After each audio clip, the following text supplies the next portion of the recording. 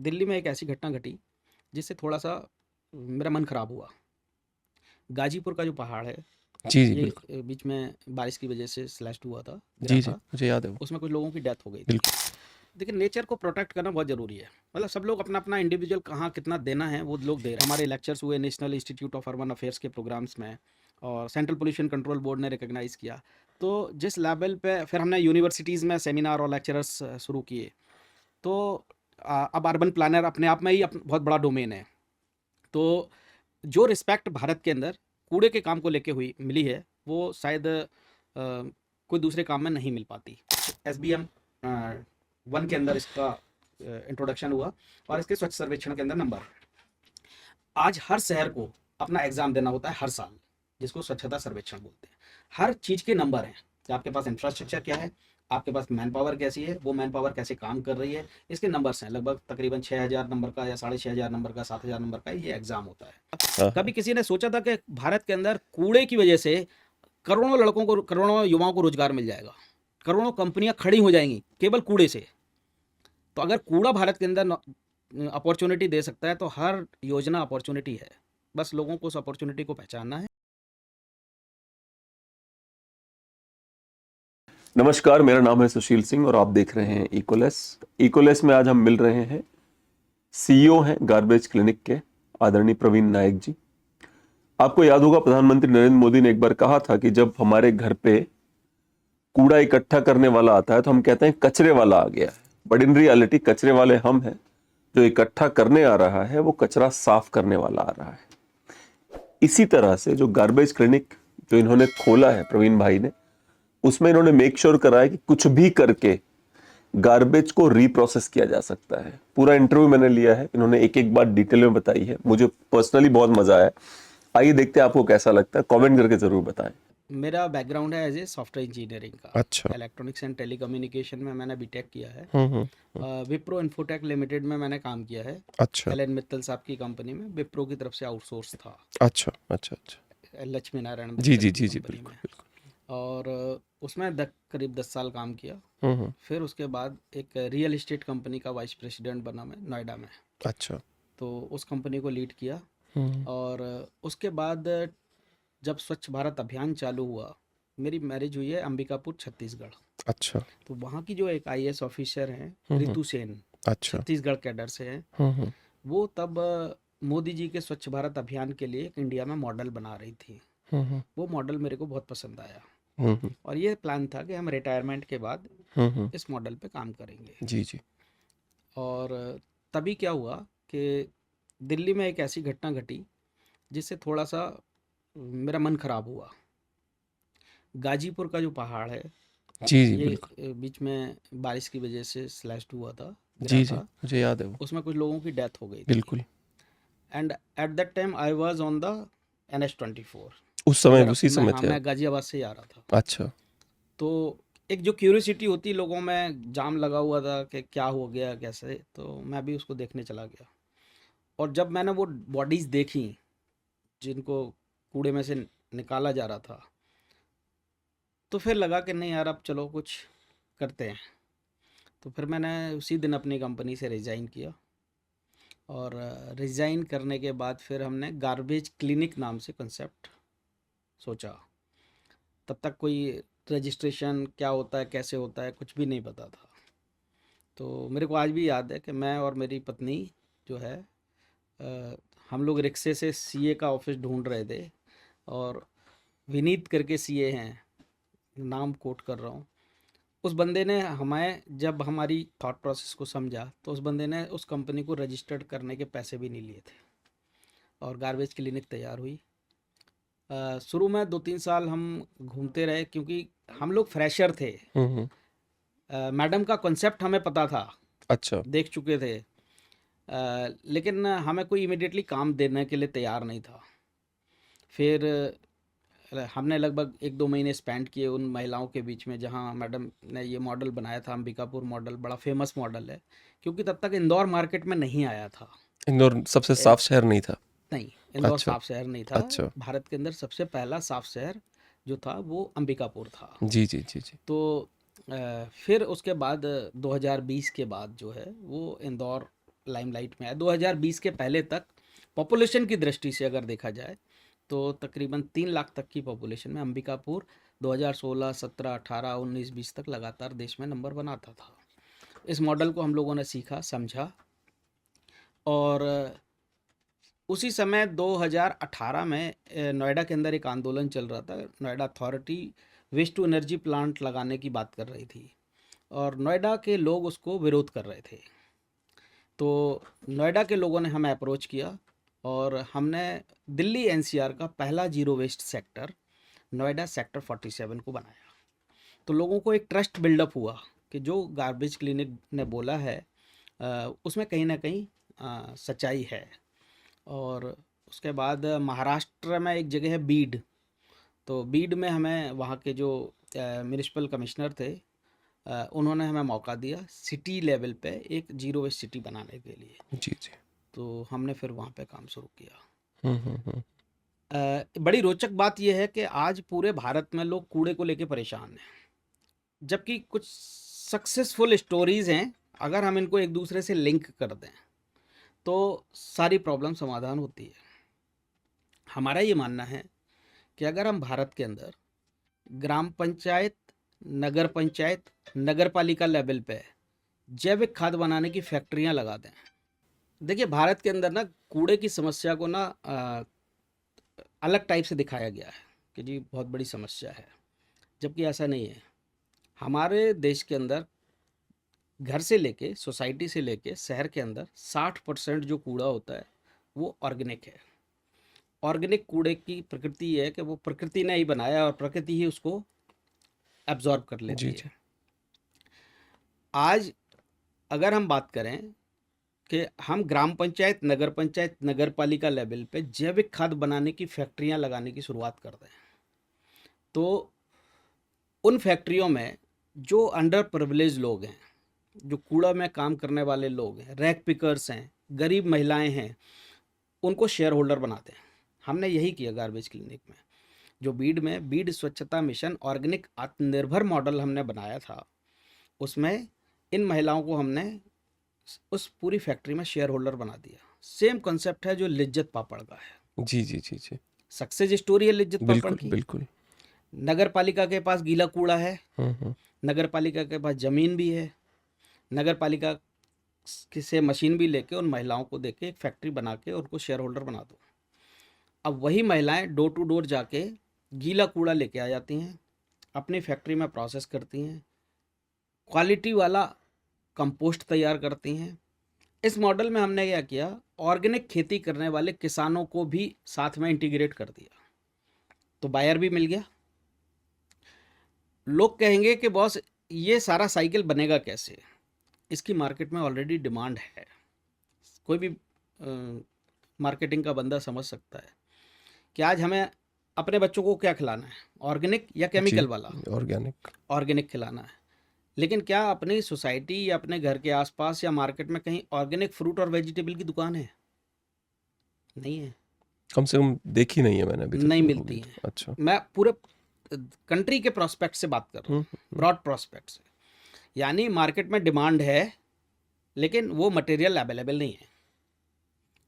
तो over the time, क्योंकि ये एक विजनरी प्रोजेक्ट है, हम अगर इस टाइप से फैक्ट्रीज लगा के किसानों को दे दें तो किसान केमिकल की जगह ये वाला कंपोस्ट इस्तेमाल कर लेगा।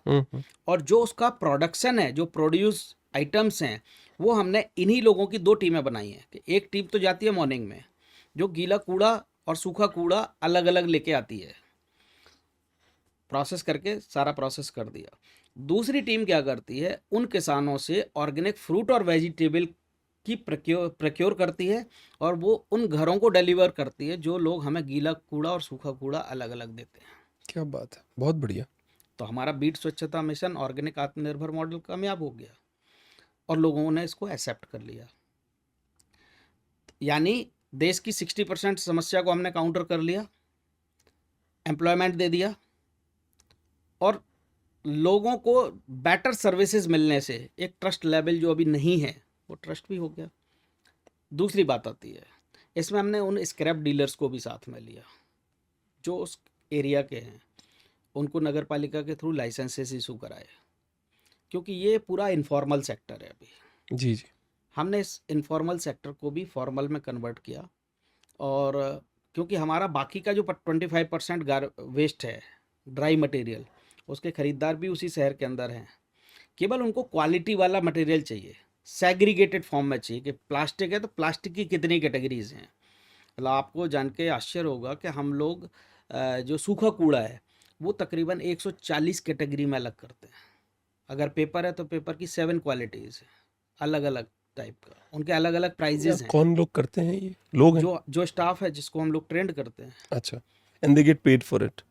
दे आर, देखिए इसमें हमने इसीलिए क्या किया कि जो लिज्जत पापड़ का कॉन्सेप्ट है, भारत के अंदर एक बहुत बड़ी समस्या है। भारत के अंदर इस पूरे काम को करने के लिए लोग, कॉन्ट्रैक्टर क्या करता है, लेबर लगाता है। जी जी जी। अब जब लेबर लगाता है तो उसको क्या करना होगा, लेबर एक्ट का पालन करना होगा, मिनिमम वेजेस एक्ट का। मिनिमम वेजेस एक्ट के हिसाब से उसको पेमेंट करना होता है। हमारे कॉन्सेप्ट में क्या है, चूंकि वो उस फैक्ट्री के शेयर होल्डर हैं, वो खुद ही मालिक हैं, जी जी जी। तो हमारे ऊपर तो लेबर एक्ट लागू नहीं होता, और उसमें हम लोग देते हैं ऑर्नेरियम, क्योंकि उनकी फैक्ट्री है। बिल्कुल बिल्कुल। जितना भी इससे प्रॉफिट होगा सब में बराबर बराबर बांट देंगे। तो जो अमाउंट है वो ऑर्नेरियम के रूप में जाता है, जो मिनिमम वेजेस एक्ट से कम होता है, लेकिन उनमें एक ओनरशिप आती है कि ये फैक्ट्री उनकी खुद की है। तो ओवरऑल जो किसी भी प्रोजेक्ट के लिए सस्टेनेबिलिटी है, मतलब वो लाइबिलिटी ना बन के project as a sustainable project बन जाता है। ये एक थॉट जी प्रोसेस जी है, जी जी। और लॉन्ग लास्टिंग भी है। और मतलब एक दूसरे को सपोर्ट करने वाले सारे हैं, तो it's a infinite cycle which will Infinite go on and cycle. Go on and go on. Otherwise क्या होता है कि नॉर्मली इंडिया में प्रोजेक्ट फेल क्यों हो जाते हैं, कि एक किसी सज्जन ने टेंडर लिया, टेंडर करने के बाद उनका वो प्रोजेक्ट या तो लेबर की वजह से या पेमेंट की वजह से या किसी चीज़ों की वजह से, या प्रॉपर उनको सेग्रीगेटेड वेस्ट नहीं मिल पा रहा, क्योंकि किसी का किसी चीज़ में इंटरेस्ट नहीं है, उनको अपने अपने पेमेंट्स में इंटरेस्ट है। इस वाले केस में क्या है, वो जो गार्बेज आपके घर से जनरेट हुआ है वो उनके लिए एसेट है। बिल्कुल। तो जब वो उसको एज ए रिसोर्स वहीं से हैंडल करना चालू कर देते हैं, तो वो फिर पैसे में कन्वर्ट होकर उन लोगों के घरों तक वापस पहुंच जाता है। तो ये एक पूरा एक मॉडल है, और इसमें लोगों का जागरूक होना भी बहुत ज़रूरी है। इसके लिए एक बड़ा पॉपुलर सॉन्ग है इंडिया में, गाड़ी वाला आया घर से कचरा निकाल। सो ये हमारा एक कॉपीराइट है, और अच्छा जी। We are the producer of this song. काफ़ी लगभग 20-25 राज्यों में बजता है इंडिया में। इवन प्रधानमंत्री जी ने भी एक बार कहा था कि जब भी जो बंदा कूड़ा लेने आता है आपके घर से, उसको आप कूड़े वाला बोलते हो, जबकि वो कूड़ा साफ करने वाला आदमी है।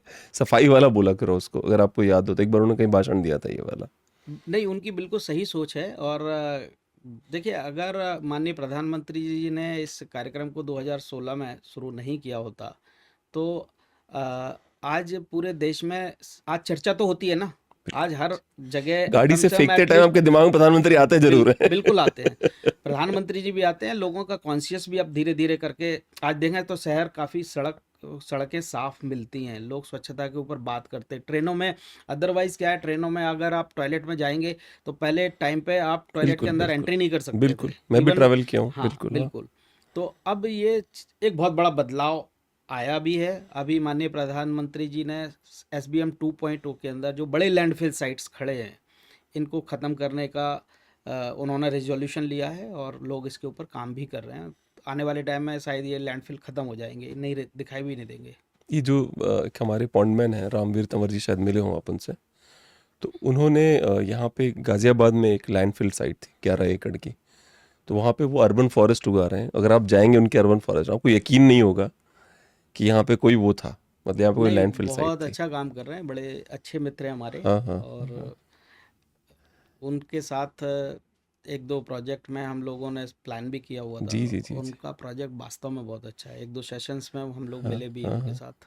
और एक खास बात ये भी देखी है मैंने कि आप जितने भी लोग हैं, जैसे कि नेस्ट मैन भी आए थे हमारे शो पे, आप हैं, तो हमारे जो सीरीज़ है ये भारत के हीरो के नाम से ये सीरीज़ है सारी, जिसमें हेलमेट मैन आए थे, जिन्होंने जो हेलमेट के लोग बिना लोग मर जाते हैं तो फ्री में हेलमेट बांटते हैं सबको। आप हैं, रामवीर भाई हैं, नेस्ट मैन है, तो जितने भी लोग ये आते हैं, मैंने एक चीज़ बड़ी अच्छी ऑब्जर्व करी है, you guys are damn serious about it, you are not faking it. You guys are like कि जैसे रामवीर भाई ने मुझे बोला कि सुशील भाई मैं यहाँ पे अर्बन फॉरेस्ट पता है क्यों उगा रहा हूँ, मैंने कहा क्यों, कह रहे हैं यहाँ पार्क भी बन सकता है। कह रहे हैं मैं पार्क बनाऊंगा ना तो जितने कम पेड़ लगते हैं उसमें ना बिल्डर आएगा, जुगाड़ करके सारे पेड़ उड़ा के कब्जा कर लेगा। फॉरेस्ट लगेगा, जब 1.5 लाख पेड़ काटने की बारी आएगी तो एनजीटी ईंट से ईंट बजा देगी कि 1.5 लाख पेड़ नहीं कटेंगे चाहे कुछ भी हो जाए। कह रहे इसलिए मैं बना रहा हूँ अर्बन फॉरेस्ट, और कोई कारण नहीं है इसके पीछे। देखिए होता क्या है कि जो आपको अगर कोई भी काम करना है तो आप उसको दिमाग से मत करिए। अगर आपने वो काम दिल से किया जी जी। तो वो काम कभी फेल होगा नहीं। लोग क्या करते हैं, लोग दिमाग से काम करते हैं।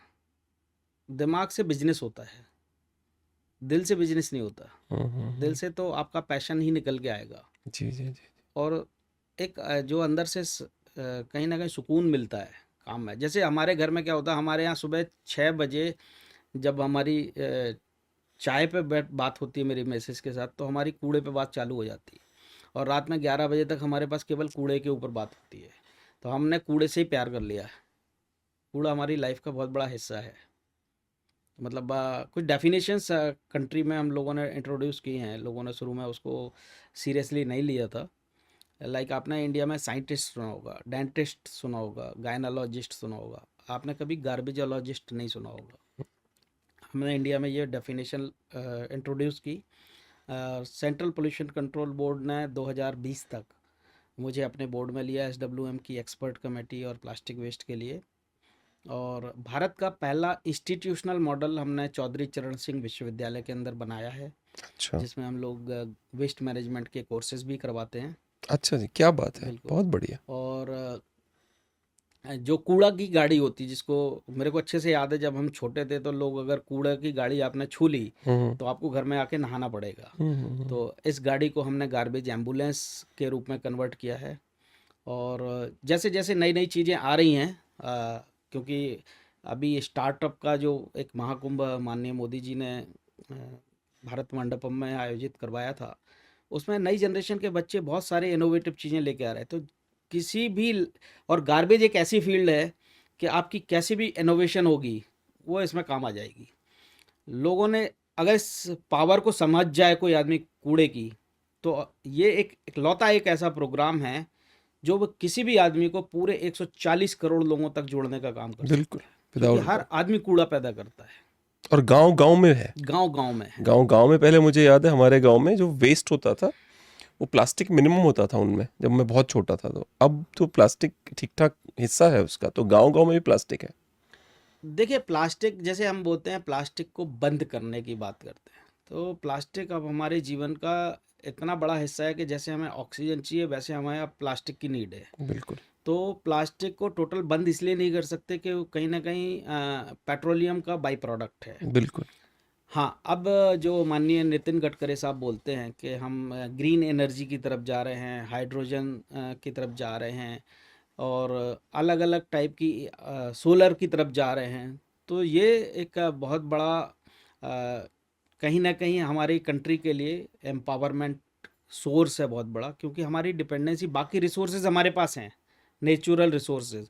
हमारे पास सबसे बड़ी कमी है कि हमारे पास कच्चा तेल नहीं है। तो उसका सब्सटीट्यूट अब भारत सरकार ने निकाला कि बॉस हम अपना खुद का प्रोडक्शन इसका कर लेंगे, जी जी। ताकि जो हमारी करेंसी डॉलर में जाती है बाहर, वो हमारी काफ़ी हद तक सेव हो जाएगी। एक मुझे, मैं आपकी वो मनस्थिति समझना चाहता हूँ कि कूड़े का पहाड़ गिर गया, कुछ लोग मर गए, आप गाड़ी से जा रहे हैं, आपने देखा और आपने सीधे रिजाइन कर दिया अपनी करंट जॉब, जो कि हाई पेइंग, जो दुनिया मरती है उस तरह की जॉब्स के लिए, to get into the waters which was you didn't know कि होगा क्या। भाई ऐसे पानी में उतर रहा हो, को पता नहीं क्या है, शार्क है, मगरमच्छ है, होगा क्या मेरे करियर का। पर आपने अपने दिल की बात सुनी, आंखें बंद करी और उतर गए कि चलो भाई मुझे यही काम करना है। उस मनस्थिति को समझाइए मुझे अब जरा। देखिए उस समय जब ये डिसीजन हुआ, उस समय कुछ सोच नहीं थी, ब्लैंक था दिमाग। और उसके बाद 2 साल का जो स्ट्रगल पीरियड था, क्योंकि मैं और मेरी वाइफ दिल्ली में अपनी गाड़ी से घूमते रहते थे, काम तो कोई हमें दे नहीं रहा था। बल्कि उस समय EDMC ने एक प्रोजेक्ट के लिए हमसे डिस्कशन चालू किया, और उन्होंने गवर्नमेंट ऑफिसर के साथ एक चक्कर होता है कि गवर्नमेंट ऑफिसर के साथ टाइम बहुत बर्बाद होता है, आई एम सॉरी टू से। तो उन्होंने लगभग 2 साल हम उनके चक्कर लगाते रहे, और सेटिस्फेबल आश्वासन के अलावा कोई खास में हमें मिला नहीं। और हम दिल्ली में केवल रैक पिकर्स से मिलते थे, उनसे डिस्कशन करते थे, उनसे सीखते थे। मतलब आप सोचिएगा, गार्बेज क्लिनिक को रैक पिकर ने सिखाया है। रैक, जो इंडिया का रैक पिकर है, वो आत्मा है गार्बेज क्लिनिक की। हमारे दिमाग में ये सोच थी कि जब कभी हम उसके गांव में जाएंगे, उसके क्षेत्र में जाके गार्बेज क्लिनिक इस्टेब्लिश करेंगे, तो वो हमारा सुपरवाइजर होगा, हम उसको रोज़गार देंगे। और प्राउड फीलिंग बात यह है कि जब हमें पहला ब्रेक नोएडा से मिला, नोएडा मेरी कर्म भूमि है, और नोएडा में जब पहला हमने मॉडल बनाया, तो आज तक हम लोग डेली लगभग वहाँ पे 1.5 मीट्रिक टन से 2 मीट्रिक टन गार्बेज जनरेट होता है। सेक्टर 47 की बात करते ठीक है, तो भाई को हैं। ये बताने की जो जरूरत मॉडल नहीं। हाँ। बनाया था, वहाँ प्राउड फीलिंग बात है कि लगभग 2 टन गार्बेज डेली प्रोसेस हो रहा है। 2018 से लेके आलोक टंडन साहब उस समय सीईओ जी थे जी नोएडा जी के, जी उन्होंने जी। उसको उद्घाटन किया था। और मैडम दीपा बघई, वो भी आईएएस ऑफिसर हैं, उनका बहुत बड़ा सपोर्ट मिला था। मधुशरण मैडम हैं, जिन्होंने इस पूरे इनिशिएटिव में लीड रोल लिया था उस समय। तो जो इसमें तकरीबन 2018 से लेके आज तक यही मॉडल है जो नंबर 1 नोएडा के अंदर आता है। एनसीआर का पहला जीरो वेस्ट सेक्टर है। 10 लोगों को इसमें रोजगार मिला हुआ है, और वो केवल सूखे कूड़े से उनकी आजीविका का सृजन हो रहा है। एवरेज लगभग 10,000 रुपये पर पर्सन के हिसाब से वो लोग सूखे कूड़े से कमा रहे हैं। जो गीला कूड़ा है, उसको प्रोसेस करने के बाद वो आज 10 रुपये किलो कंपोस्ट मार्केट के अंदर सेल आउट होता है। बाकी हिंदुस्तान में कहीं पे भी 10 रुपये किलो कंपोस्ट जो म्यूनिसिपल वेस्ट का है, कोई नहीं बेच सकता है। नोएडा ने एक एग्जाम्पल सेट किया है। क्वालिटी इतनी अच्छी है। क्वालिटी, हाँ, क्योंकि आप क्या है, ये सोच को बदलना पड़ेगा कि हम कूड़े को प्रोसेस कर रहे हैं, हमें सोचना पड़ेगा कि हम कंपोस्ट बना रहे हैं, कंपोस्ट की मैन्युफैक्चरिंग कर रहे हैं। तो जब आप अपना प्रोडक्ट अच्छा रखते हैं, तो उसका 100% मार्केट के अंदर रेट मिलता है। तो ये वहाँ की सक्सेस स्टोरी है। और 2 टन के हिसाब से आप लगाएंगे तो लगभग मैं एक दिन कैलकुलेट कर रहा था कि लगभग 2000 मीट्रिक टन जो गार्बेज लैंडफिल पे जाना था, वो रोक दिया। जी जी जी जी। यानी लगभग 1 करोड़ रुपए इन पूरे 2018 के बाद कूड़े से कमाए गए हैं। और 1 करोड़ रुपए अथॉरिटी का वो बचाया जो उस कूड़े को वहां पे जाके प्रोसेस करने में बिल्कुल खर्च होने वाला था। बिल्कुल बिल्कुल। तो यानी 2 करोड़ रुपए उन्होंने केवल एक सेक्टर से बचाया। तो अगर नोएडा के अंदर 150 सेक्टर हैं, तो गवर्नमेंट का कितना पैसा बच सकता है। So this is a kind of case study, जो कहीं ना कहीं जो बच्चे पीएचडी करते हैं या दूसरे लोग हैं जो वेस्ट मैनेजमेंट में काम कर रहे हैं, उनके काम आ सकती है। तो जो पहली चीज तो आलोक टंडन जी से भी मिला हूँ मैं, मतलब क्लास ऑफिसर है बहुत वो, अच्छे ऑफिसर हैं, बहुत और अच्छे ऑफिसर। 1 रुपया किसी से लेते हैं चौड़े में। हाँ, मतलब 1 रुपया नहीं लेते किसी से, और वो भी मतलब बहुत ही चौड़े में रहते हैं कि भैया हम नहीं लेते हैं, और उतने में हम घर चलाते हैं अपने। और कुछ सनकी लोग होते हैं जो जेन्युइनली उतने में घर चला के दिखाते हैं, और उनका बिल्कुल चलता है घर उतने पैसों से, तनख्वाह में उतने में घर चलता है उनका, बिल्कुल कुछ नहीं चाहिए उसके अलावा उनको। And he used to be in Lucknow, अभी बहुत रिसेंट बात बता रहा हूँ, तब मैं उनसे मिला था। नहीं है। ठीक है, तो फिर आपने डिसाइड करा कि मैं, तो बहुत बार क्या होता है कि जब आप हाई पेइंग जॉब्स में होते हो तो बीवियां बोलती हैं भाई क्यों। So you are lucky in that sense कि उन्होंने बोला नहीं नहीं, I will also do it. देखिए, विप्रो के बाद जब मैं रियल एस्टेट मार्केट में आया, और नोएडा उस समय हिंदुस्तान के पीक रियल एस्टेट मार्केट में था, जैसा आज की डेट में भी चल रहा है।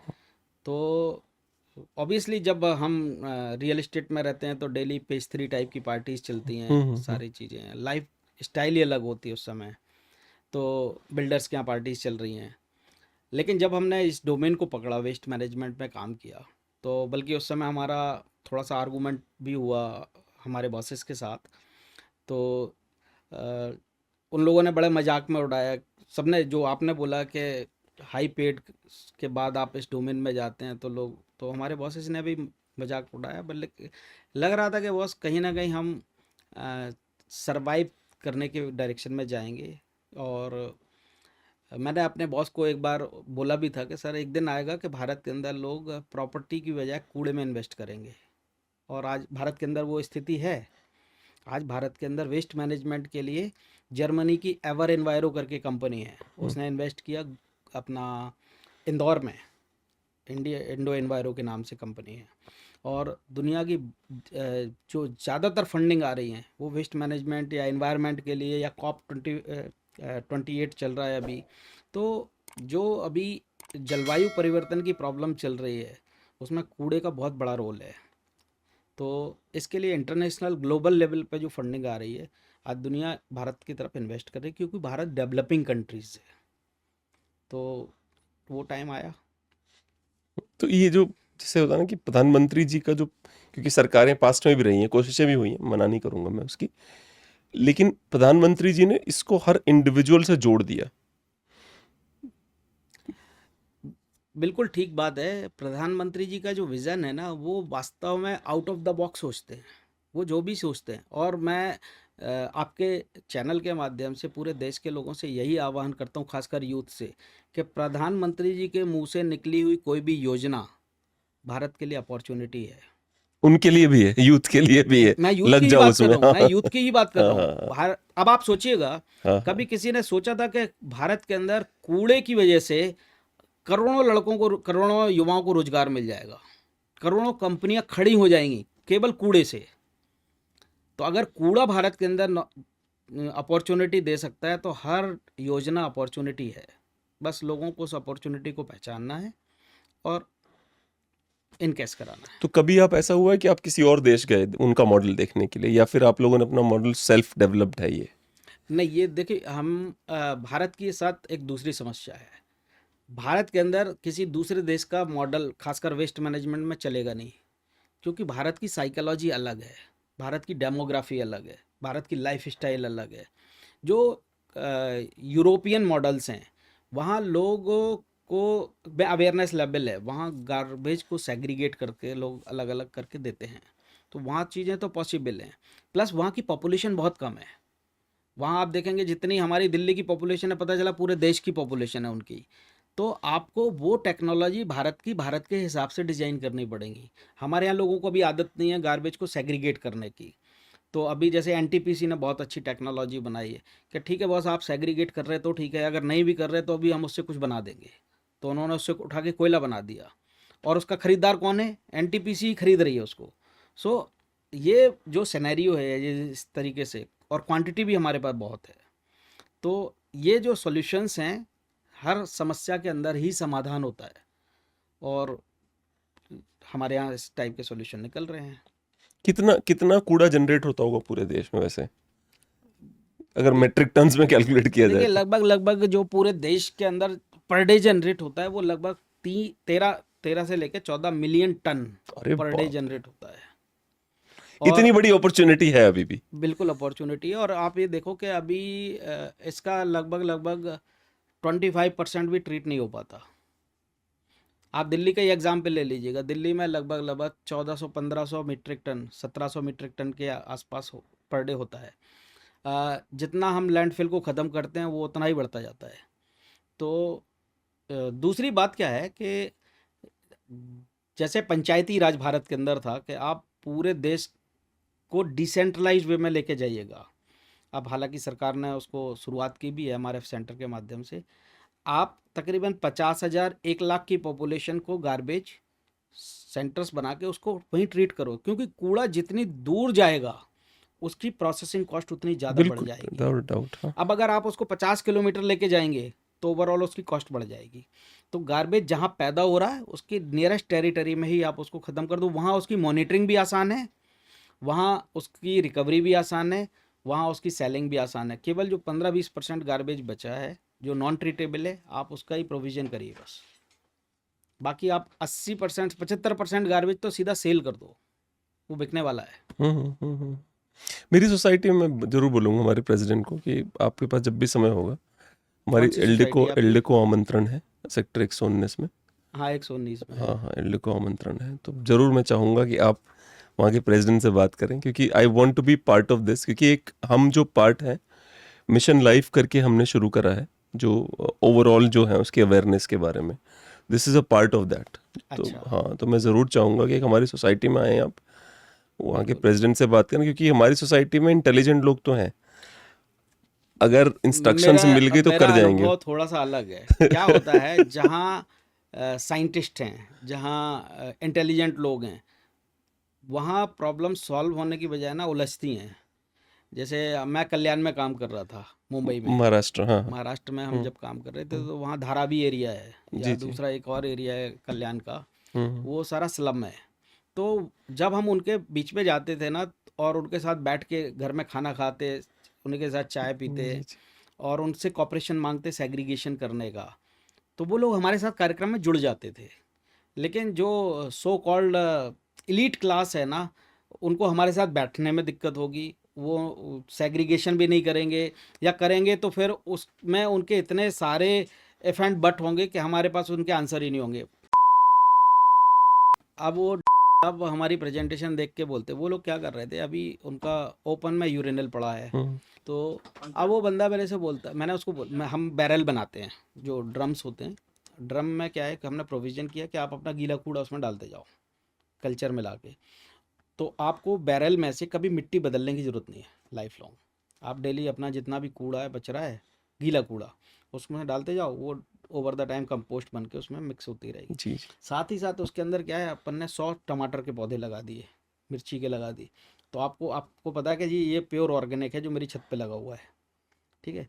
तो मैंने उनको एडवाइस दी कि सर आपकी जो BOPs हैं, भारत और पाकिस्तान का जो बॉर्डर है, उस पर गोली रोकने के लिए वो लोग बोरी में रेता भर के लगा देते, तो हमने कहा वो बोरी भी लगा के रखो, उसके बगल में क्या है ये बैरल लगा दो, तो जो कूड़ा आपका फेंक रहा है अभी, उस कूड़े को डलवाते जाओ उसके अंदर अपने सैनिकों से, और आपको जो फ्रूट, क्योंकि वहाँ जो फ्रूट और वेजिटेबल आता है वो जाता था यहाँ से, गुजरात से, जी जी। तो कहीं ना कहीं कॉस्ट आती थी। बिल्कुल मैंने है। कहा आप वहीं पैदा कर लो, क्योंकि वो लगभग आधा आधा एकड़ में उनकी थी, और आपको ऑर्गेनिक भी मिल जाएगा, और आपका गीले कूड़े का भी समाधान हो गया।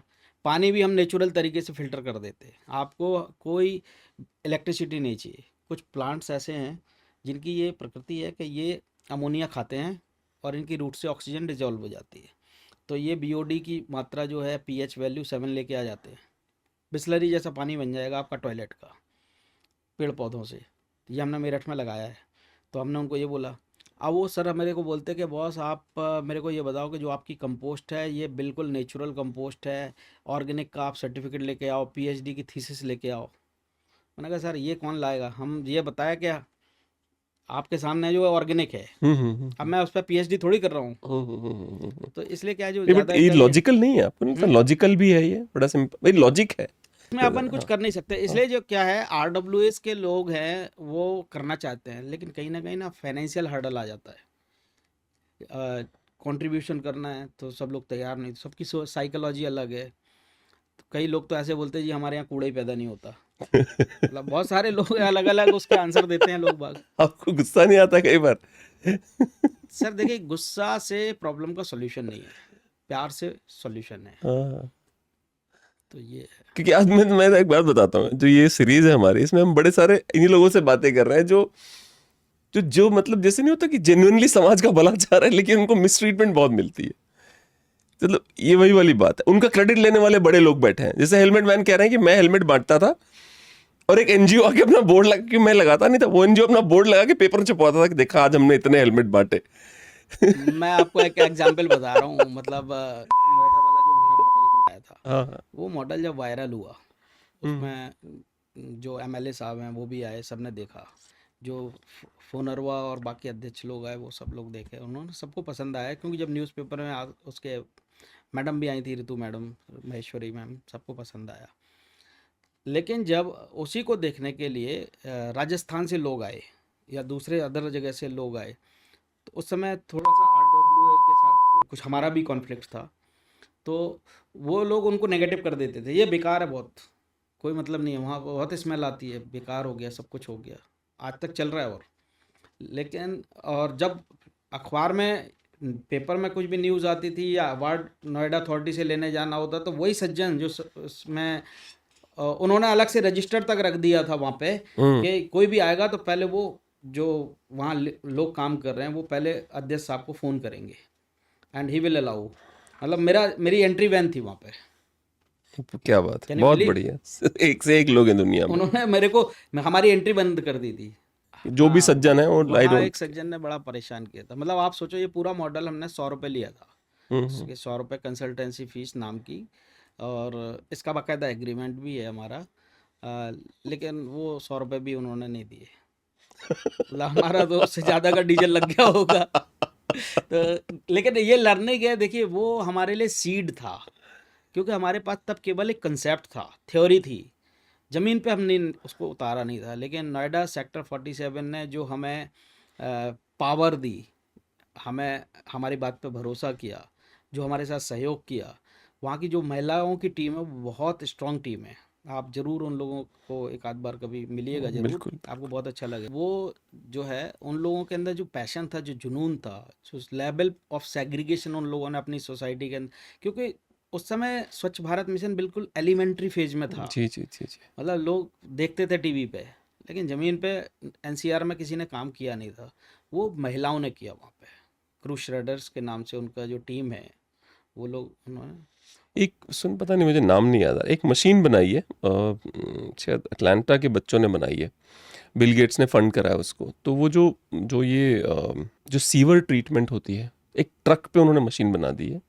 सोसाइटी के बाहर ट्रक खड़ा कर दिया आपने, और सीवर जो अगर उन्होंने गड्ढा खोद रखा है या जो भी है, बस वो वहीं के वहीं प्रोसेस करेगा, वहीं के वहीं क्लीन क्लीन वाटर ही बना देगा। अच्छा, हाँ, और पूरी सोसाइटी की बिजली वही देगा। अब सोसाइटी बाहर आपने खड़ा कर मेरे को दिया। लिंक भेजना, मैं देखूंगा। हाँ हाँ, सोसाइटी के बाहर आपका ट्रक खड़ा है, सोसाइटी की बिजली का कनेक्शन ट्रक से लगा हुआ है, वहां से सीवर आ रहा है, उसको प्रोसेस कर रहा है। अच्छा, इतना उन्होंने एडवांस बनाया है कि 24 घंटे में प्रोसेस आता है सब कुछ। तो बिजली की सप्लाई सोसाइटी को लगातार करता रहता है वो ट्रक। बहुत बिल्कुल इनिशियल कॉन्सेप्ट है वो। कि मैं चाहता हूं कि जो ये बाथरूम में लोग पॉटी करते हैं, इसमें पानी वेस्ट ना हो, बहुत पानी वेस्ट होता है। हाँ, मैंने वो आर्टिकल पढ़ा था। जी, वो चाहते हैं, वो कह रहे, वो चाइना में गए, उन्होंने कहा मैं अगर किसी ने कॉन्सेप्ट बना के दिया $1500 दूंगा उसको। तो चाइना वालों ने बड़े सारे कॉन्सेप्ट बनाए, बट सबके सब महंगे थे। कुछ लोगों ने ऐसा बनाया कि आप बाथरूम जाएंगे, बट करने के बाद बटन दबाएंगे और वो हो जाएगा, बर्न हो जाएगा, वो गायब हो जाएगा बर्न होके। ऐसे बहुत सारे कॉन्सेप्ट आए थे। तो वो उस पर पुश कर रहे थे कि सोल्यूशन ढूंढा जाए, क्योंकि वो उस मुंबई का उदाहरण दिया उन्होंने, जो जो झोपड़े हैं वहाँ पे बच्चे बिल्कुल, और देखा तो है ही आपने, मैं तो वहाँ बड़ा हुआ हूँ, तो बहुत बुरा हाल है। ठीक है, मैं तो खुद, आप ये मान के चलिए, मैं झोपड़ों में बड़ा हुआ हूँ मुंबई में, वहाँ पे भी सबका ये बुरा हाल है। तो वो कह रहे थे कि ऐसा सोल्यूशन, इसलिए मैंने बहुत डिटेल में पढ़ा उसके बारे में, कि ऐसा सोल्यूशन जो जो कहीं लग जाए और लोगों ने करा और गायब हो गया वहीं। अब सोचिए कितनी बड़ी बात है ये, कितना बड़ा सोल्यूशन होगा ये। तो उस दौरान फिर मैंने उस ट्रक के बारे में पढ़ा कि वो ट्रक कहीं लगा दो आप किसी के सोसाइटी के बाहर, धारावी जैसे, धारावी तो वैसे अडानी जी ने ले लिया है, ले लिया। अब जल्दी ही शायद वहाँ बिल्डिंगें बन जाएं, बनेगा। धारावी वालों को मिल जाएगा मौका फिर से। और सेंटर में इतनी पावरफुल सरकार नहीं आती, तो किसी की औकात नहीं धारावी को कोई कॉन्ट्रैक्ट ले ले। देखिए, ये ट्रांसफॉर्मेशन फेज है भारत का। बिल्कुल और टेक ऑफ कर रहा है। हाँ, टेक ऑफ कर रहा है, बिल्कुल टेक ऑफ कर रहा है। और ग्लोबली भारत की जो इमेज है, उसमें लोगों की सोच में बदलाव आया भारत को लेके।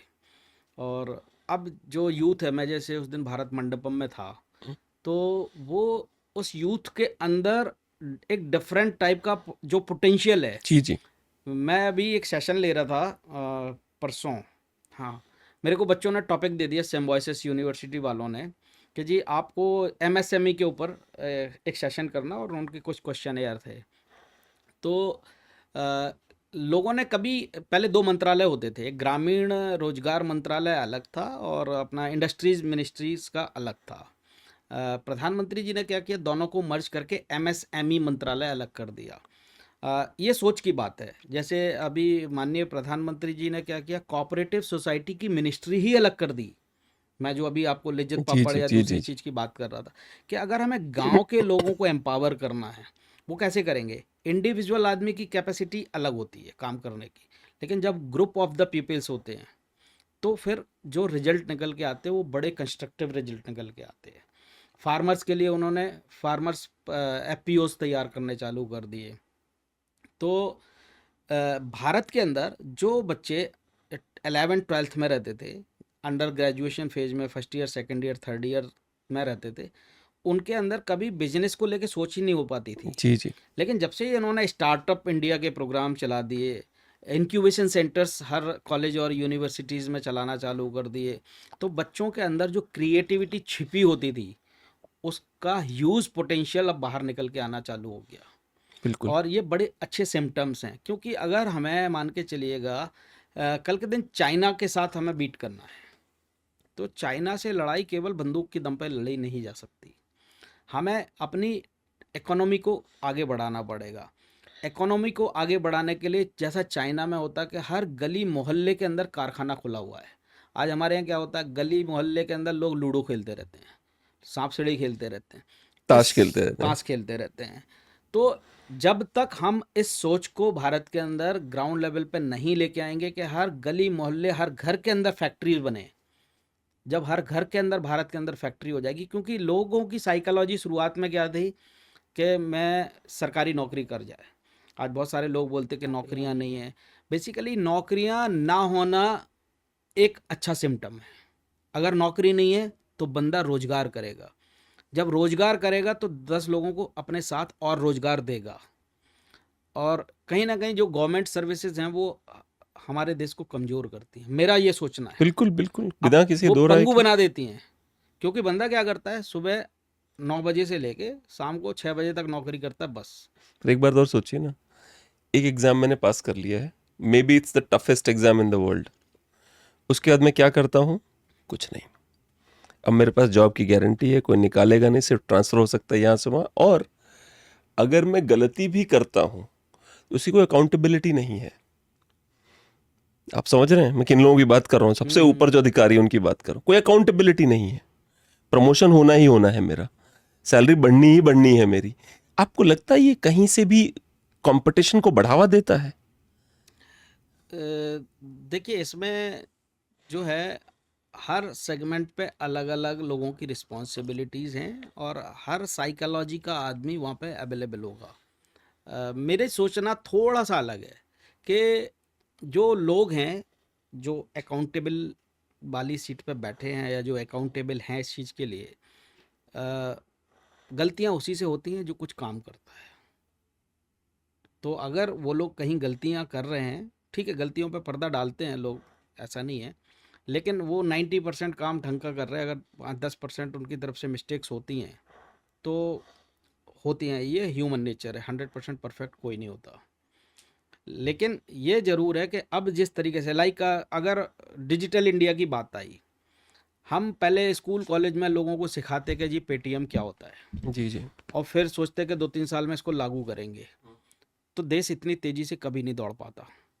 इमीडिएटली एक्शन हुआ कि आप बॉस जो भी ट्रांजैक्शन होना वो डिजिटल ही होना है, पूरा बैंकिंग को सारा डिजिटल कनेक्ट किया। तो कब इसलिए क्या है कि अगर देश को फास्ट तेज़ी से दौड़ाना है, तो जिसको बोलते हैं ना कि एक जो हेडमास्टर होता है, अगर स्ट्रॉन्ग हेडमास्टर है स्कूल का, तो सारी चीज़ें डिसिप्लिन में वो बड़ी फास्ट चलती हैं। तो ये कई लोगों को डाइजेस्ट भी होता है, और कई लोगों जो उतनी कैपेबिलिटी के साथ ग्रो नहीं कर पाते या कहीं ना कहीं थोड़ा सा स्लो प्रोसेस में होते हैं, उनको उससे इरिटेशन भी होता है। जी जी बिल्कुल। तो मुझे एक बात बताइए, अभी जो अगर आप ओवरऑल देखें, मैं आपका तो प्रोफाइल ही देख रहा था, तो मतलब एक चीज़ बड़ी अच्छी है कि जब आप इस तरह का कोई काम उठाते हैं तो आपको रिस्पेक्ट बहुत मिलती है। इज इट ट्रू और you don't agree with this idea? Sir, मैं आपको बताऊं, जब तक मैं एज ए सॉफ्टवेयर इंजीनियर था, मेरे को हिंदुस्तान में कोई नहीं जानता था, और हिंदुस्तान में कितने सॉफ्टवेयर इंजीनियर हैं इनकी कोई गिनती भी नहीं है। जब तक मैं एज ए सेल्स देखता था किसी एक ऑर्गेनाइजेशन की, तब तक मेरे को कोई जानता नहीं था। मतलब ठीक है, उस 2-4-10 जगह के लोग जानते होंगे, लेकिन जब मैंने कूड़े का काम शुरू किया, शुरू में हर्डल्स भी आए। उसके बाद जब नेशनल फिजिकल लेबोरेटरी भारत सरकार की है पूषा रोड पे, जिसको पंडित जवाहरलाल नेहरू जी ने चालू करवाया था, आइंस्टीन के साथ स्टार्ट हुआ था। आइंस्टीन जी तब इंडिया आए थे, अच्छा। उन्होंने रिकॉग्नाइज़ किया, और हम लोग प्लास्टिक वेस्ट मैनेजमेंट के लिए उनके साथ काम कर रहे थे। टेरी के साथ हमने काम किया ऑर्गेनिक वेस्ट के ऊपर। जब हमारे लेक्चर्स हुए national institute of urban affairs के प्रोग्राम्स में, और सेंट्रल पोल्यूशन कंट्रोल बोर्ड ने रिकॉग्नाइज़ किया, तो जिस लेवल पे फिर हमने यूनिवर्सिटीज़ में सेमिनार और लेक्चरर्स शुरू किए। तो अब अर्बन प्लानर अपने आप में ही बहुत बड़ा डोमेन है। तो जो रिस्पेक्ट भारत के अंदर कूड़े के काम को लेके हुई मिली है, वो शायद कोई दूसरे काम में नहीं मिल पाती। और एक मैं बड़ी इंटरेस्टिंग बात आपके साथ शेयर कर रहा हूँ, हो सकता है इस इंटरव्यू से संबंधित हो या ना हो, कि जब मैंने पूछा भी बच्चों से कि आप मेरे को भारत की पहली स्मार्ट सिटी बताइएगा, भारत की पहली स्मार्ट सिटी कौन सी है चंडीगढ़। एग्जैक्ट। चलो आपने चंडीगढ़ बताया, हाँ नोएडा बता सकते हैं, ग्रेटर नोएडा जी जी बता जी। सकते हैं, like these are the smart हाँ हाँ सिटीज। हाँ। कब बनी होगी अप्रोक्सीमेटली? चंडीगढ़ मतलब 1950 60s में बनी थी वो। 50-60s में। हाँ क्या था पहले, तकरीबन 1911 के पहले भारत की जो राजधानी थी वो थी कलकत्ता। जी बिल्कुल। तो जब वहाँ दंगे बहुत ज़्यादा हो रहे थे, हम्म। तो जो लॉर्ड वायसराय फिफ्थ थे, वो और उनकी मिसेज जो है, इन्होंने डिसाइड किया कि अब भारत की राजधानी को शिफ्ट करते हैं कलकत्ता से। और तब जगह ढूंढी गई तो उन्होंने दिल्ली वाला एरिया निकाला ढूंढ के। और हार्वर्ड बेकर करके थे और एडविन लुटियंस, जी जी। ये दो अंतर्राष्ट्रीय स्तर के वो आर्किटेक्ट थे जिन्होंने कई बड़े अच्छे देश बनाए हैं। इनको इंडिया बुलाया और इनको इंस्ट्रक्शन दिए कि आप एक स्मार्ट सिटी टाइप की जगह बनाइए। 1911 में पार्लियामेंट, जो हमारी पुरानी संसद भवन है, इंडिया गेट, कनॉट प्लेस और जो सारे मंत्रियों के बंगले हैं, ये सब बनाए गए। और ये जो पूरा चला, ये चला 1931 तक। 1931 को ऑफिशियली वो राष्ट्रपति भवन में शिफ्ट हो गए। नॉर्थ ब्लॉक साउथ ब्लॉक भी बनाया। नॉर्थ ब्लॉक साउथ ब्लॉक, यानी 1911 से इसको हमें स्मार्ट सिटी मान सकते हैं, इस एरिया को, बिल्कुल एनडीएमसी वाले एरिया बिल्कुल को। बिल्कुल। ये सबसे पुराना जो आज़ाद भारत का या आज़ाद भारत के पहले का, इसको हम स्मार्ट सिटी के रूप में देखते हैं। मैं आपको लेके चलता हूँ लगभग 100 साल पहले, इससे भी लगभग 80 साल पहले। इंडिया में बहुत कम लोगों को पता है कि इसी तर्ज पे एक शहर इंडिया के अंदर, नॉर्थ इंडिया में बनाया गया था। तकरीबन 36 रियासतों को कंट्रोल करने के लिए एक अंग्रेज आया, वायसराय ने उसकी नियुक्ति की, और पॉलिटिकल एजेंट के लिए एक अलग से बंगलो बनाया गया, जैसे राष्ट्रपति भवन है। वो जो 36 राजा थे उनके लिए अलग अलग बंगले बनाए गए। सीवर लाइन का पूरा काम कराया गया वहाँ पे, इलेक्ट्रिसिटी के लिए पूरा पावर स्टेशन डेवलप किया, एयरपोर्ट तैयार हुआ वहाँ पे, और एक छोटी सी जगह में लगभग 140 चौराहे बनाए गए राउंड अबाउट। स्मार्ट सिटी हो गई वो 1840 में बनी। कहाँ पे? ये मध्य प्रदेश और उत्तर प्रदेश का बॉर्डर है। नौगांव करके जगह है, मेरा होम टाउन है, मेरा अच्छा बर्थ प्लेस है। अच्छा जी। उस समय भारत के अंदर पहली बार मैं जाना एक्साइज, चाहूंगा भाई, बहुत एक्साइटिंग है ये तो। ये स्टोरी आप कवर करना। हाँ हाँ। पहली बार भारत के अंदर एक्साइज कमिश्नर नियुक्त हुआ, जिसने केवल अंग्रेजों के लिए डिस्लरी तैयार की। जो दारू बनाते थे वो अंग्रेज ही, केवल अंग्रेजों के लिए थी। वो डिस्लरी आज भी है। सो ये पूरा वो जो शहर है वो 1840 में तैयार हो गया था, चलता रहा। फिर जब मध्य प्रदेश और उत्तर प्रदेश बना, तब मध्य प्रदेश नहीं हुआ करता था, विंध्य प्रदेश हुआ करता था। तो विंध्य प्रदेश की उस शहर को राजधानी बनाया गया। फिर इंटरनल, वैसे विंध्य प्रदेश कितना सुंदर नाम है। मध्य प्रदेश की बजाय मैं विंध्य प्रदेश ज्यादा सुंदर लगेगा मुझे, अगर मुझे बुलाना नहीं, हो फिर तो। वो पॉलिटिकल इशू हुए इसके, जो नवाब पटौदी के दादा वगैरह थे भोपाल के, तो फिर वो जगह को हटा के और फिर भोपाल को राजधानी बना दिया। अच्छा, इससे अगर आप 5000 साल पहले और चले जाएं, तो जो हड़प्पा के पाकिस्तान में जो वो है अवशेष मिले हैं, उसमें जो उन्होंने सीवेज लाइन बनाई है वो आज भी पॉसिबल नहीं है। क्यों? देखिए, हमारी जो इंजीनियरिंग है ना, वो वास्तव में उस समय आप एग्री करेंगे, मैं आपकी बात से सहमत हूँ कि वो चीज़ें नहीं बना सकते। जो बिल्डिंग्स या जो किले आपको हमारे यहाँ, जैसे आपका राजस्थान में तो इसलिए पॉपुलर हो गया कि राजस्थान की हिस्ट्री को एक एलिवेशन मिल गया था, गवर्नमेंट का भी बड़ा फोकस रहा। लेकिन जो बुंदेलखंड एरिया है जहाँ से मैं आता हूँ, जी जी जी। यहाँ पॉलिटिकली विल की कमी की वजह से बुंदेलखंड को उस लेवल पे जबकि एलिवेशन हिस्ट्री मिला उतना नहीं। ही अच्छा है वहाँ का भी। मैं आपको एक स्टोरी भेजूंगा, स्टोरी नहीं मतलब पूरा पीपीटी है वो सज्जन श्याम जी हैं। हाँ, उन्होंने क्या किया, खजुराहो ढूंढा। वो खजुराहो गए और खजुराहो में उन्होंने वो सारे टेम्पल्स देखे जी जो जी। फेमस है, अजंता एलोरा वाले। और जब वो उस समय एयरपोर्ट नहीं था, वो आए और उन्होंने उस खजुराहो के बारे में 100 देशों के अलग अलग जो टूरिस्ट मिनिस्टर थे सबको बताया कि मैंने एक ऐसी जगह ढूंढी है। जो ये बुंदेलखंड एरिया है, ये डकैतों का एरिया है, डाकू बहुत होते हैं। जितने बड़े बड़े डाकू आप देखेंगे, बागी। फूलन देवी, जी। माधव सिंह, मोहर सिंह, ये सारे हमारे यहाँ के ही हैं, चंबल नदी के किनारे है, हाँ। चंबल के किनारे के। तो जब वो बोले कि जी मैं यहाँ पे एक 5 स्टार होटल बनाना चाहता हूँ, तो उन्होंने बोला, एसपी ने, पुलिस एसपी था, उसने बोला बस हम आपको सिक्योरिटी नहीं दे पाएंगे, और यहाँ सब डकैत हैं, आप क्या करोगे, यहाँ अंग्रेज आएगा उसको लूट लेंगे लोग बाग। बोले नहीं मैं तो बनाऊंगा, और उस बंदे का कमिटमेंट, संकल्प लिया उसने कि मैं यहाँ पे 6 महीने के अंदर 5 स्टार होटल खड़ा कर दूंगा। और फिर उसने सारे देशों से बोला कि आप भारत के प्रधानमंत्री को चिट्ठी लिखो कि यहाँ एक एयर स्ट्रिप दे दें हमें, बस। वो दिया, बंदा लग गया वहाँ पे। उसने अपना एक 5 स्टार होटल चंदेलास के नाम से, जो बाद में ताज ग्रुप के पास था, बना विमानता। दिया। ताज ताज, हाँ ताज विमानते, हाँ हाँ, उनके ताज के सामने, पास हाँ था, हाँ हाँ। उसने बना दिया। और पंडित जवाहरलाल नेहरू के ऊपर इंटरनेशनल प्रेशर डलवाया, वहाँ एयर स्ट्रिप चालू हुई, और लगभग लगभग 100 देशों के लोगों को उसने बुलाया और खजुराहो के टेम्पल्स दिखाए, तब वो दुनिया के जी जी सामने आए जी कि जी। बस ये मंदिर हैं यहाँ पे। और चंदेलास के टाइम के, जो जैसे रामवीर जी काम कर रहे हैं पॉन्ड्स के ऊपर, चंदेलास के टाइम के वहाँ पे इतने पॉन्ड्स हैं, इतने पॉन्ड्स हैं, और सारे पॉन्ड्स इंटरनली ज़मीन के अंदर से, जो आपने बोला ना कि कनेक्टिविटी है, कि अगर एक पॉन्ड्स में पानी बहुत ज़्यादा हो गया तो वो अपने आप मैनेज कर लेगा। ये this is the basically water management system. ये तो राजस्थान में भी है, हाँ जो उन्होंने वो बड़े बड़े जो उदयपुर में ताल बने हैं, वो ताल इसीलिए बड़े हैं क्योंकि हर नदी को, नदी आती है, ताल भरता है, फिर नदी आगे जाती है, अदरवाइज नदी वहीं रुक जाएगी। रुक जाएगी, ठीक हाँ, बात तो है। इसलिए 5 ताल, बड़े बड़े ताल बना रखे हैं उन्होंने। देखिए नेचर को प्रोटेक्ट करना बहुत ज़रूरी है, मतलब सब लोग अपना अपना इंडिविजुअल कहाँ कितना देना है वो लोग दे रहे हैं। मेरे गांव में एक नदी है जो केवल बरसात में ही उसमें पानी आता है, उसका नाम है वरुणा। वाराणसी नदी, वाराणसी उसी नदी के नाम पे है, वाराणसी नाम है उसका। कौन सा गांव है आपका? हमारा जौनपुर में कटौना नाम है। अच्छा अच्छा। तो जो वरुणा नदी हमारे यहाँ से गुजरती है, वरुणा नदी और असी नदी, दो नदियों के मेल पे वाराणसी है, इसीलिए तो वाराणसी कहते हैं, वरुणा और उसका।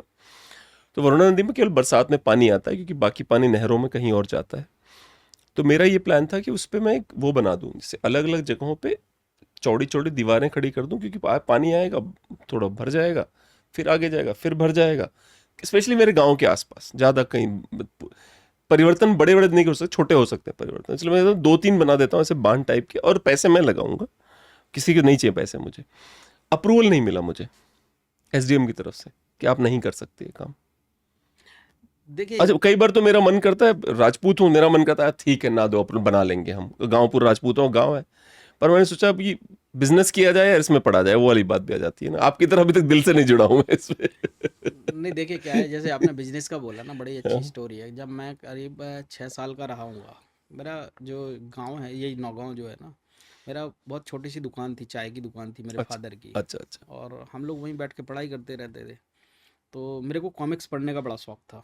उस समय बिल्लू, पिंकी, चाचा चौधरी, इनकी कॉमिक्स आती थी। ओ, सुपर कमांडो ध्रुव, सुपर डोगा, कमांडो, ध्रुव, हाँ, इंद्रजाल कॉमिक्स। नागराज। हाँ, तो मेरे शहर में एक लाइब्रेरी थी, तो हम वहाँ से एक कॉमिक्स लाते थे, 25 पैसे में 25 मिलती पैसे थी। में मैंने भी करा है। और हम क्या करते थे, खुद पढ़ ली, और मेरे 3-4 दोस्त सेट थे, तो हमने वो 25-25 पैसे में सबको पढ़ाई। तो हमारी तो जो हमारा इन्वेस्टमेंट था वो बाहर आ गया, प्लस हमने उससे प्रॉफिट कमा लिया। तो एक अंकल हमारे यहाँ आते थे, हाँ तो वो मेरे को कई दिन से बोलते रहे कि यार, देख रहे थे वो, तो बोलते "एक काम क्यों नहीं करते"। साथ ही साथ मैं क्या करता था कि वहाँ हमारे घर में उस समय क्या था, इंडिया में नए नए वीडियो आए थे, जी जी जी। जिसमें वीसीआर में वीसीआर में, हाँ कैसेट जाती थी, हाँ हाँ हाँ। और वो टीवी पे पिक्चर दिखाते जी जी थे। जी जी। तो जो हमारे गांव के सराउंडिंग के गांव के लोग पिक्चर देखने आते थे, उनकी साइकिल की ना गर्मियों में हवा निकल जाती थी, हाँ एयर हाँ प्रेशर की हाँ हाँ, वजह से। बिल्कुल बिल्कुल होता है। तो मैंने क्या किया, मैंने शेड डाल दिया। हम्म। तो शेड डालने का मैं उनसे 25 पैसे लेता था, साइकिल वो रखेंगे, 3 घंटे अपनी पिक्चर देखेंगे। ऐसे करके मैंने करीब करीब उस समय 400 रुपये अपने पास इकट्ठे कर लिए। क्या बात है। तो वो जो राजू भैया नाम है, मेरे को आज तक याद है, तो वो हमारी दुकान पे चाय पीने आते थे। उन्होंने मेरे को बोला कि प्रवीण, एक काम क्यों नहीं करते, तुम दूसरे से कॉमिक्स मंगा के पढ़ रहे हो, तुम खुद ही किराए पे देना चालू कर दो। हाँ मेरे हाँ को आइडिया अच्छा लगा। हाँ हाँ हाँ। तो फिर उन्होंने क्या किया, लगभग 500-700 रुपए उन्होंने खुद मिलाए, बोले मेरे अच्छा वापस अच्छा, कर देना। मैंने कहा हाँ वापस कर दूंगा। क्या बात है। तो वो कानपुर से लाके उन्होंने मेरे को कॉमिक्स दी सारी। और फिर मैं साइकिल पे रखता था कॉमिक्स और पूरे शहर में बांटता था। उससे जो वहाँ की इलीट फैमिलीज थी, जो या तो अपने ननिहाल आते थे बच्चे जी जी। छुट्टियों में, या जो अच्छी फैमिलीज थी, उनके साथ हमारा इंटरेक्शन चालू हुआ। उनके साथ उनकी लाइफ स्टाइल को देख के थोड़ा सा लगा। और वहाँ से फिर मैंने जो पैसे इकट्ठे किए, वो पैसे इकट्ठे करके फिर मैंने उसको कहीं ना कहीं, मतलब फादर का तो पूरा सपोर्ट रहा ही रहा है, वहाँ से एक बिजनेस सेंस डेवलप हुआ कि बॉस कैसे क्या करना बात है, है चीज़। बहुत बढ़िया। नहीं, उससे सबसे इंटरेस्टिंग पता है क्या, जब आप बिजनेस वगैरह में लगते हो, स्पेशली अभी इंडिया में बिजनेस करते हो, मेरे साथ अभी तक ये क्वालिटी नहीं आई है जो आपके अंदर है, क्योंकि मैंने सारे बिजनेस अमेरिका में करे और वहाँ का तरीका बिल्कुल अलग है, इंडिया का तरीका बिल्कुल अलग है। तो अभी तक इंडिया में क्या है, बिजनेस कोऑपरेशन से होते हैं, इंडियन बिजनेस जान पहचान से कम्युनिटी होते ड्रिवन हैं। बिजनेस है, हाँ, इंडियन बिजनेस वहाँ जान, लोन ड्रिवन है पूरा। हाँ जान पहचान नहीं, वहाँ अमेरिका का क्या है, प्रोफेशनलिज्म प्रोफेशनलिज्म टॉप पे बहुत रहता है, टॉप पे रहता है। बाकी चीजें बीचे प्रायोरिटी। जैसे अमेरिकन क्या करेगा, जैसे मैंने उसको बोला कि चलो ये काम शुरू करने का, तो पहले एडवांस में पैसा भेज देता है कि ये 2 हफ्ते का एडवांस है, शुरू करो काम। अपने देश में बोलते हैं 90 दिन बाद देंगे पैसा, 90 दिन बाद आप चेक या जमा करवाएंगे, चेक मिलेगा, उसको 45 दिन बाद लगाना आप। ठीक बात है, हमारे देश में ये चलता ये है, तो चलता ये अंतर है दोनों में। ठीक है, जैसे मैं बड़ी कंपनियों का नाम नहीं लूंगा, पर हमारे रिक्रूटमेंट वाले बिजनेस में इस देश की वो कंपनियां जो 12-15 बिलियन डॉलर में दे ओ, अभी कितना 50 लाख बाकी है HCL पे, HCL बीप कर देना, और टेक महिंद्रा पैसे बाकी हैं, बड़ी बड़ी कंपनियों में पैसे बाकी हैं, वो देते नहीं है कि हाँ ठीक है, फिर 2 क्लियर कर दिए, 3 क्लियर कर दिए, हर महीने 2-2 3 दिन क्लियर करते थे कि इसमें ये इशू था, इसमें ये इशू था, और एंड वी कैन सी कि देयर आर नो इशू। तुम जानबूझ के रोक के रखते हो। देखिए ये इसमें ना दोनों चीज़ें होती हैं कि ये समस्याएं तो हैं पेमेंट से रिलेटेड।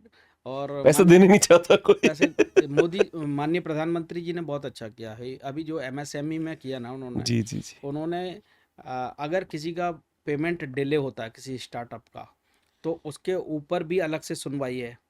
अगर किसी का पेमेंट ब्लॉक कर देता, कोई नहीं देता है, उसके लिए अलग से सुनवाई है। बच्चों के लिए उन्होंने एन नंबर ऑफ पॉलिसीज़ में प्रोविज़न किए हुए हैं कि बच्चों को ना उनकी क्वालिटी के ऊपर कोई क्वेश्चन मार्क लगा सके। क्वालिटी सर्टिफिकेशन में भी उन्होंने सब्सिडी रखी हुई है। तो ये बहुत सारे ऐसे ऑप्शंस उन्होंने रखे ताकि लोग मोटिवेट हों चीज़ों को लेके। लेकिन हाँ, ये जो आपने बोला है कि टांग को पुल करने के लिए मार्केट में बहुत सारे लोग बैठे हैं, वो कहीं ना एक कहीं ना। एक मैं आपसे एक और विचारधारा बात करना चाहता था, क्योंकि आपकी एक्सेस है ऐसी जगहों पे, तो जैसे IIT कानपुर है, बहुत ही ब्रिलियंट माइंड्स हैं उसमें, बिल्कुल है। तो can we not discuss with them कि जैसे वो बनाया है उन लोगों ने कि एक ट्रक होगा, आइडिया सोचिए कितना अमेजिंग है, बिल्कुल है। और जो जो ये सीवर का वेस्ट होता है उसमें है इतनी एनर्जी कि वो बिजली चला देगा पूरे सोसाइटी की। अगर ऐसा कोई कॉन्सेप्ट है तो मैं तो इवन फंड भी कर दूंगा, लेकिन वो इंडियन स्टाइल का बनेगा, ताकि इतना बहुत ज्यादा फंडिंग ना हो। जैसे उनका पता है कितने का बेच रहे हैं, वो $3 मिलियन का एक ट्रक बेच रहे हैं। अब $3 मिलियन का ट्रक खरीदना, समझ रहे हो ना कितना कितना महंगा है हमारे देश के लिए। हम तो चाहते हैं कि मैक्सिमम 1 करोड़ के अंदर रेडी हो जाए, इससे ऊपर थोड़े लगाएंगे पैसा हम। देखिए ये अगर आपको लगता है कि ऐसे कुछ आइडियाज़ पे आप लोग इंटरेस्टेड हैं, तो अ, हमारे साथ क्या है, मेरे पास ना आइडियाज़ की खान है। एक जो गार्बेज क्लिनिक है, this is one idea. Another idea is farmers clinic. अच्छा। भारत के अंदर क्या है, अभी फार्मर्स को उद्योग का दर्जा मिला ही नहीं है। फार्मर्स के अंदर बहुत पोटेंशियल है, इसको इनकेस अभी किसी ने नहीं कराया। मतलब जो लोग हैं वो करा भी रहे हैं, लाइक जैसे महाराष्ट्र में है, ये जो फैमिली है पवार फैमिली, इन लोगों ने फार्मर्स को एसोसिएट किया, गांव-गांव में कोऑपरेटिव सोसाइटीज़ तैयार की और उस पोटेंशियल को उन्होंने इस्तेमाल किया। तो ये अभी अनएक्सप्लोर्ड फील्ड है इंडिया के अंदर।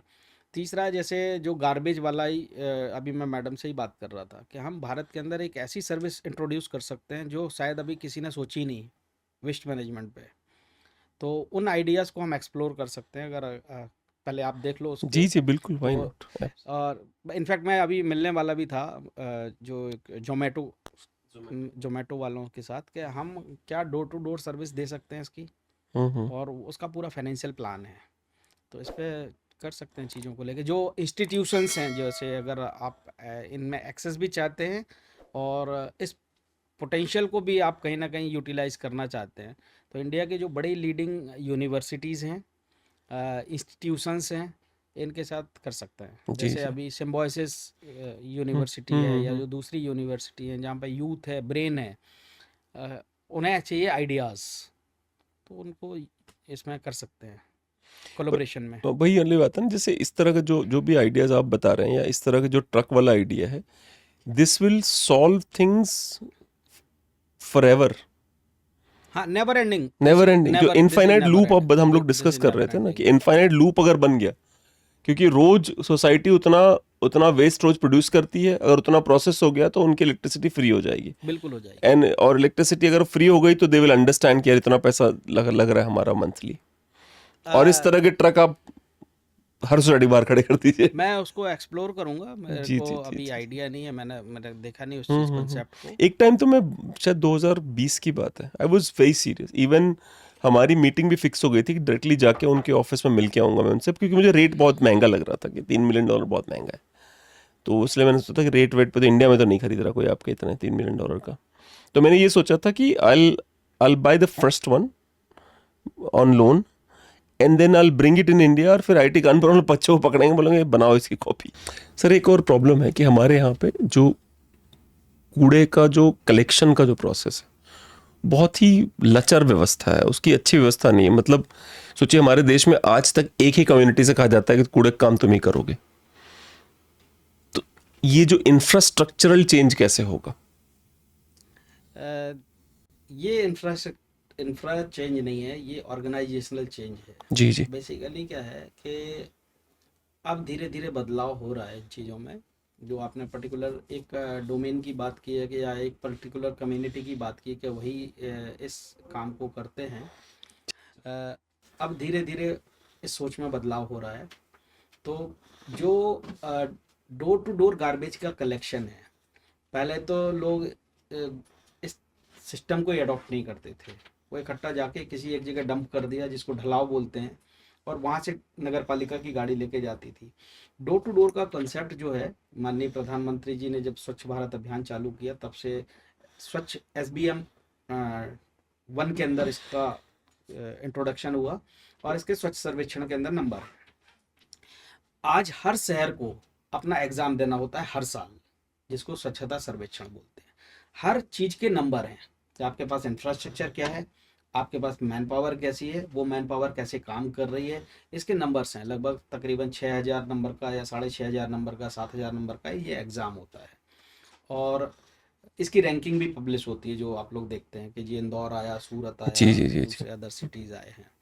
तो इसमें जिसकी जितनी स्ट्रॉन्ग माइक्रो प्लानिंग होगी, अमूमन क्या होता है, हम माइक्रो प्लानिंग की बात नहीं करते। हमने गाड़ी सीधी लाइनअप करी, वो गाड़ी कूड़ा लेने चली जाती है हर जगह, सोसाइटियों में या कहीं पे भी। इसकी माइक्रो प्लानिंग जितनी ज़्यादा स्ट्रॉन्ग होगी, उतना ज़्यादा अच्छा आपका सेग्रीगेशन होगा। सेग्रीगेशन जितना ज़्यादा अच्छा होगा, आपकी प्रोसेसिंग फैसिलिटी में उसका निस्तारण भी उतना ही इफेक्टिव तरीके से होगा। और टेक्नोलॉजी आप क्या लगाने वाले हैं, ये बहुत इंपॉर्टेंट है, कि आपको क्वांटिटी ऑफ गार्बेज और क्वालिटी ऑफ गार्बेज कैसी है, उसके हिसाब से आपको टेक्नोलॉजी का सिलेक्शन करना चाहिए। तो इस पे काम हो रहा है, काफ़ी हद लेवल पे हो भी चुका है SBM 1 के अंदर। अब जो 2.0 आया है, इसको अब गवर्नमेंट ने एज्यूम कर लिया कि SBM के अंदर जो फंड गवर्नमेंट, सेंट्रल गवर्नमेंट ने राज्य सरकारों को दिया था, उन्होंने इंफ्रास्ट्रक्चर बना भी लिया है। और ये इंफ्रास्ट्रक्चर अपने आप में बहुत बड़ी अपॉर्चुनिटी है भारत सरकार ने जो दी हुई है। लाइक रेलवेज के इंफ्रा के ऊपर काम हुआ, रोड इंफ्रास्ट्रक्चर के ऊपर माननीय नितिन गडकरी साहब ने जी काम जी कर लिया। जी जी। एयर के ऊपर बहुत अच्छा काम हुआ, बहुत सारे एयरपोर्ट्स तैयार हो गए। अब आप सोचिए, जितने महानगर हैं या जो भी नगर निगम है, नगर पालिकाएं हैं, उनके पास उस पूरे कूड़े को ट्रीट करने के लिए इंफ्रास्ट्रक्चर ही नहीं है। तो अब इस इंफ्रास्ट्रक्चर को तैयार किया जाएगा, और उस इंफ्रास्ट्रक्चर में उसका ट्रीटमेंट भी होगा। तो इस पे ऑलरेडी काम चल रहा है, बड़ी तेजी से काम चल रहा है। हालांकि इसमें एक बहुत बड़ा चैलेंज अभी ये भी देखने को मिला है, कि हम लोगों के पास उस क्वांटिटी ऑफ वेस्ट को ट्रीट करने की टेक्नोलॉजीज कहीं ना कहीं लैग कर रही थी, जिसमें हम लोग थोड़े से पीछे हैं। और अब गवर्नमेंट, क्योंकि कई बार ज़मीनें अवेलेबल नहीं होती, रेवेन्यू डिपार्टमेंट से ज़मीन को लेने के लिए नगर निगमों को बड़ा संघर्ष करना पड़ता है। जब वो ज़मीन अलॉट होगी तब उसके ऊपर कोई भी टेक्नोलॉजी का डिप्लॉयमेंट होगा। तो अब गवर्नमेंट की टॉप प्रायोरिटी पे भी है और इस पे काम हो रहा है। ये एक अपॉर्चुनिटी के रूप में भी है, जी जी, मतलब नए एंटरप्रेन्योर्स के लिए भी नए तगड़ी एंटरप्रेन्योर्स अपॉर्चुनिटी के है। लिए बहुत बड़ी अपॉर्चुनिटी है। हम्म, बिजनेसमैन के लिए, जैसे अभी आपसे डिस्कशन चल रहा था कि हम कौन से ऐसे नए बिजनेसेस में पैसा लगाएं जो नेवर एंडिंग हो। बिल्कुल। तो आप ये सोचिए, मैं आपके चैनल के माध्यम से पूरे देश के उन बिजनेसमैन्स को या उन व्यवसायियों को भी अवगत कराना चाहूँगा कि ये वो डोमेन है, ये वेस्ट मैनेजमेंट का इंफ्रास्ट्रक्चर में आप लोग इन्वेस्ट करिए गवर्नमेंट के साथ। इस पे वर्ल्ड बैंक की भी फंडिंग है, आप लोग गवर्नमेंट के साथ पीपीपी मॉडल पे भी काम कर सकते हैं, जो आपको लाइफ लॉन्ग पैसे देगा। तो आप मिल चुके हैं हमारे गार्बेज क्लिनिक के प्रवीण भाई से। एक बार हमें जरूर बताइएगा, हमारे चैनल को सब्सक्राइब करिएगा, वीडियोस को लाइक करिएगा और बेल आइकन जरूर दबाइएगा। प्रवीण भाई से मिलके मुझे जेन्युइनली ऐसा लगा कि जैसे कि किसी रेवोल्यूशनरी से मिल रहा हूं। बहुत बहुत धन्यवाद।